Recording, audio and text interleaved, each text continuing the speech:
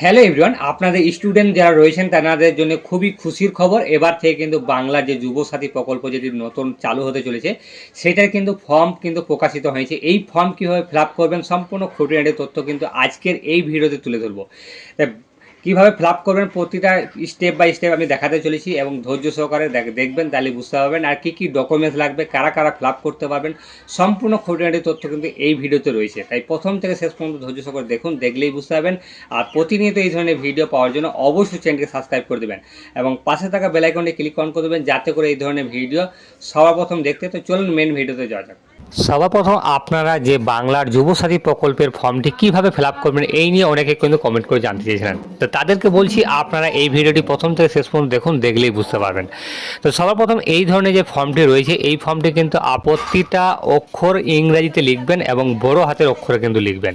এই ফর্মটি হলো বাংলার যুবসাথী প্রকল্প। এই বাংলা যুবসাথী প্রকল্পের ফর্ম ফিল আপ করার জন্য সবার প্রথম আপনাকে কিন্তু এই যে ডান দিকের এইখানটাতে কিন্তু আপনাকে একটা কালার রঙিন পাসপোর্ট সাইজের ছবি কিন্তু আপনাদের কিন্তু দিতে হবে। বহু পুরাতন বা অনেক দিনকার পুরাতন ছবি কিন্তু দিলে হবে না, নতুনভাবে কিন্তু আপনার পাসপোর্ট সাইজ রঙিন ছবি কিন্তু তুলে আপনাদের সেই ছবির উপরে কিন্তু সিগনেচার করতে হবে, মানে সই করতে হবে। তাহলে বুঝতে পেরেছেন। এখানে ছবিটা লাগানোর পরে তারপরে এখানে মানে রেজিস্ট্রেশন দুয়ার সরকার ক্যাম্পে যদি না দেয়, তাহলে এখানে ফাঁকা রাখবেন, ওনারা কিন্তু বসিয়ে নেবে।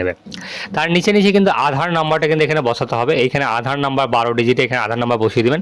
বসিয়ে দেওয়ার পরে এখানে উপভোক্তার মাধ্যমিক এবং সমান পরীক্ষা অনুযায়ী, মানে মাধ্যমিকের সাথে বা অন্য কোনো যদি কোনো পরীক্ষা দিয়ে রেখেছেন, তাহলে সেই মাধ্যমিকের পরীক্ষা অনুযায়ী তার কিন্তু নামটাও কিন্তু এখানে উল্লেখ করতে হবে।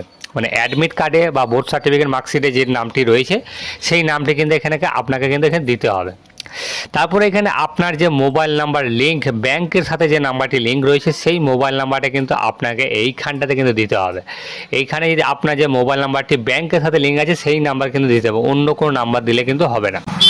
তারপরে যদি আপনার ইমেল আইডি থাকে তাহলে কিন্তু আপনি দেবেন, যদি থাকে। এখানে দেখুন লেখাই রয়েছে যদি থাকে, যদি না থাকে তাহলে কিন্তু না দিলে কোনো অসুবিধা নেই। আপনার জেন্ডারটা সিলেক্ট করে নিতে হবে, মানে লিঙ্গ, মহিলা হলে মহিলা, পুরুষ হলে পুরুষ, যেটা হবে সেটা সিলেক্ট করে নিতে হবে এখানে। তারপরে আপনার যে জন্ম তারিখ রয়েছে, সেই জন্ম তারিখটা কিন্তু এখানে বসাতে হবে।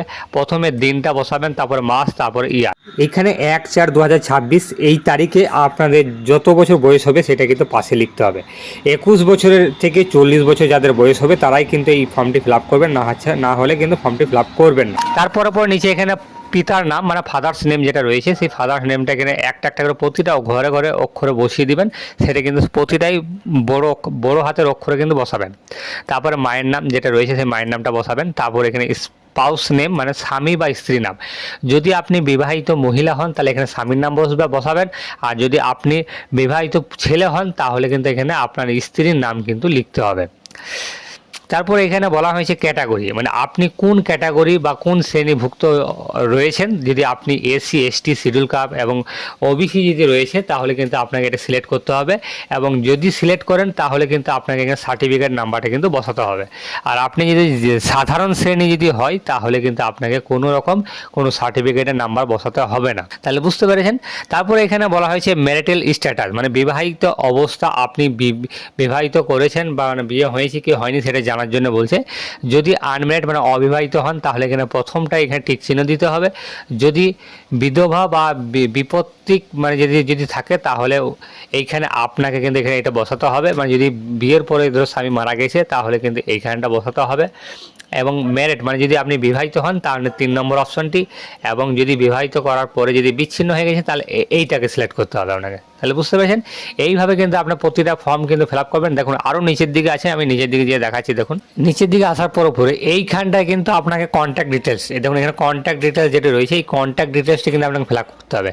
যদি আপনাদের বাড়ির নাম্বার জানা থাকে তাহলে বাড়ির নাম্বারটা বসিয়ে দেবেন, না হলে প্রাঙ্গণ নাম্বার, যদি কোনো ওখানে স্থানের কোনো যদি নাম্বার থাকে সেই নাম্বারটা বসাবেন। তারপরে আপনি কোন শহর বা গ্রামে থেকে যদি বসবাস করেন তাহলে সেই গ্রামের নাম বা শহরের নাম বসাতে হবে। তারপরে পোস্ট অফিসের নামটা এখানে বসাতে হবে, পোস্ট অফিসের নাম। তারপরে তারপরে গ্রাম পঞ্চায়েত বা ওয়ার্ডের নাম্বারটা এখানে বসাতে হবে। তারপরে এইখানটা আপনাকে যে ব্লক বা পৌরসভা বা কর্পোরেশন যদি থাকে সেটা কিন্তু এখানে বসাতে হবে। তারপরে আপনার থানার নামটা বসাবেন, তারপরে জেলার নাম, তারপরে পিনকোড, আর রাজ্যের নামটা কিন্তু সিলেক্ট করাই রয়েছে বা লেখা রয়েছে, এখানে কিন্তু আপনাকে কিছু ফিল আপ করতে হচ্ছে না। একটু নিচের দিকে আসতে হবে, নিচের দিকে আসার পর 2 নম্বর যে ফর্মটি রয়েছে এই 2 নম্বর ফর্মটি কিন্তু আপনাকে ফিল আপ করতে হবে। এই 2 নম্বর ফর্মটি কীভাবে ফিল আপ করবেন দেখুন দেখাচ্ছি। এইখানটাতে কিন্তু দেখুন মাধ্যমিকে যে পাস করেছেন সেই মাধ্যমিকের অ্যাডমিট কার্ডে যে রোল নাম্বারটি আছে সেই রোল নাম্বারটা কিন্তু এখানে বসাতে হবে। তারপরে এখানে নাম্বার যে সংখ্যাটি রয়েছে সেই নাম্বারটা এখানে বসাতে হবে এবং কোন সালে অ্যাডমিটটা তৈরি হয়েছিল বা অ্যাডমিট মানে মাধ্যমিক পাস করেছেন সেই সালটা এখানে বসাতে হবে। তাহলে বুঝতে পেরেছেন। তারপরে এখানে আপনি কোন বোর্ডের আন্ডারে পরীক্ষাটি দিয়েছিলেন সেই বোর্ডের নামগুলি এখানে সিলেক্ট করতে হবে। আপনাদের যে বোর্ডটি হবে সেই বোর্ডটি সিলেক্ট করে নেওয়ার পরে এইখানে আপনাদের যে মানে শিক্ষাগত যোগ্যতা সর্বোচ্চ কত, মানে আপনি মাধ্যমিক পাস করার পরেও যে যদি আপনাদের উচ্চ মাধ্যমিক গ্র্যাজুয়েশন যদি কমপ্লিট করা থাকে সেগুলো কিন্তু এইখানটা কিন্তু আপনাকে লিখতে হবে, ঠিক আছে।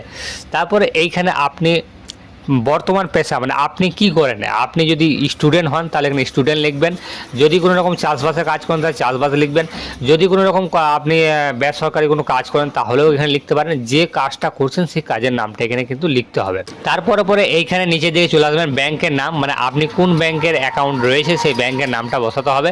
তারপরে ব্যাংকের শাখার নামটা বসাতে হবে। তারপরে অ্যাকাউন্ট নাম্বার মানে আপনার ব্যাংক অ্যাকাউন্টে যেগুলি রয়েছে দেখে এখানে বসিয়ে দেবেন অ্যাকাউন্ট নাম্বার। তারপরে আইএফসি কোড, এই আইএফসি কোডটাও আপনারা ব্যাংক অ্যাকাউন্টের প্রথম পাতায় কিন্তু পৃষ্ঠায় পেয়ে যাবেন। এটা দেখে বসিয়ে দেবেন। বসিয়ে দেওয়ার পরে তারপরে এখানে বলছে অন্য কোনো সরকারি সাহায্য পাননি রাজ্য সরকার প্রদত্ত শিক্ষাগত সুবিধা ও বহিরাগত ছাড়া। তাহলে বুঝতে পেরেছেন। এখানে যদি আপনি কোনো সরকারি সুযোগ সুবিধা যদি পেয়ে থাকেন তাহলে এখানে হ্যাঁ করবেন, যদি না পান তাহলে না করবেন। আর যদি পান তাহলে বিস্তারিত বিবরণ দিতে হবে, মানে যদি কোন প্রকল্প যদি হ্যাঁ করেন এখানটায় তাহলে কিন্তু আপনি কোন প্রকল্পে টাকা পাচ্ছেন সেই প্রকল্পটির নাম এখানে কিন্তু উল্লেখ করতে হবে। আপনাকে বলা হয়েছে কোন কোন ডকুমেন্টস আপনি দিচ্ছেন সেটা কিন্তু এখানে টিক চিহ্ন দিতে হবে, এরকমভাবে টিক চিহ্ন দিতে হবে। তো সবার প্রথম পরীক্ষায় মার্কশিট এবং শিক্ষাগত যোগ্যতা সার্টিফিকেট, মানে মার্কশিট বলতে গেলে আপনি অ্যাডমিট এবং বোর্ড সার্টিফিকেট বা রেজাল্ট এখানে তিনটের মধ্যেই যে কোনো একটা বা দুটো দিতে পারেন, কোনো অসুবিধা নেই। তারপরে কিন্তু আপনাকে এখানে আধার কার্ডের জেরক্স কপি দিতে হবে, তারপরে এখানে ভোটার কার্ডের জেরক্স কপি দিতে হবে। তারপরে আপনাকে কিন্তু এইখানে ব্যাংক অ্যাকাউন্টের পাসবইয়ের পাতা বা ক্যান্সেল চেক এইখানে আপনি যে কোনো একটি কিন্তু দিতে পারেন, মানে ব্যাংকের বই যাদের রয়েছে তারা ব্যাংকের বই দিতে পারেন, যদি চেক থাকে তাহলে চেকও দিতে পারেন। শিডিউল কাস্ট সার্টিফিকেট মানে এসসি এসটি সার্টিফিকেট বা ওবিসি সার্টিফিকেট থেকে থাকে সেই সার্টিফিকেটে কিন্তু জেরক্স কপি দিতে হবে। যদি জেনারেল কাস্টে যদি হন তাহলে কিন্তু আপনাকে দিতে হবে। স্বঘোষণা পত্রটি আপনি ভালোভাবে পড়ে দেখে নেবেন, দেখে নেওয়ার পরে নিচের দিকে চলে আসবেন, নিচের দিকে আসার পরে এখানে ডেটটা দিয়ে দেবেন, মানে কোন তারিখে জমা করছেন সেই তারিখটা দিয়ে দেবেন। তারপরে পাশেই যখন সিগনেচার বলে অপশনটি রয়েছে সেই সিগনেচার অপশনটিতে সিগনেচার করে দেবেন। তারপর নিচের দিকে যে অপশনগুলো রয়েছে যে লেখাগুলি রয়েছে সেগুলো কিন্তু সরাসরি কিন্তু দুয়ারসহ ক্যাম্প থেকে কিন্তু যেনারা থাকবেন তেনারাই কিন্তু এই ফর্মটি ফিল আপ করে দেবেন, না হলে আপনারাও নিজেরাও করে নিতে পারেন।